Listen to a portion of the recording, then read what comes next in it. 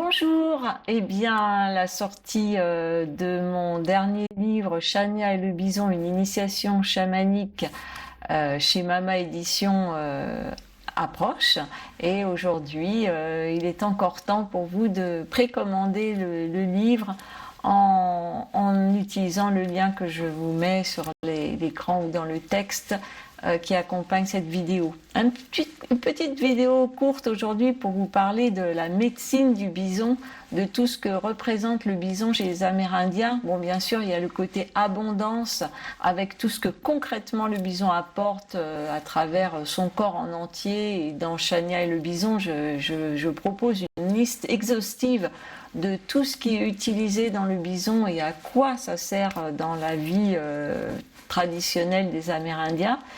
Mais il y a aussi toutes les valeurs qu'il véhicule d'un point de vue spirituel, comme la force, l'agilité à se mouvoir, j'en parle dans Chania, la rapidité, mais aussi l'humilité.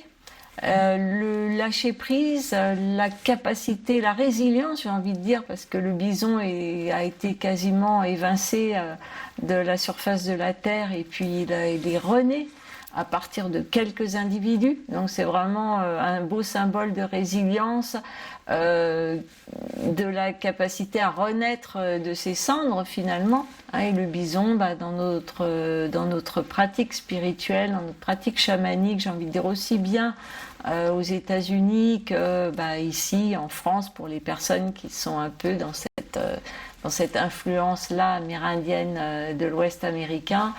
Eh bien, il incarne finalement aussi cette renaissance, cette remise dans le centre de nos vies du chamanisme, avec ce lien, cette connexion à la nature, cette harmonie dans laquelle il est urgent de nous replacer en tant qu'être humain dans ce monde dans lequel nous sommes immergés, dont nous faisons partie.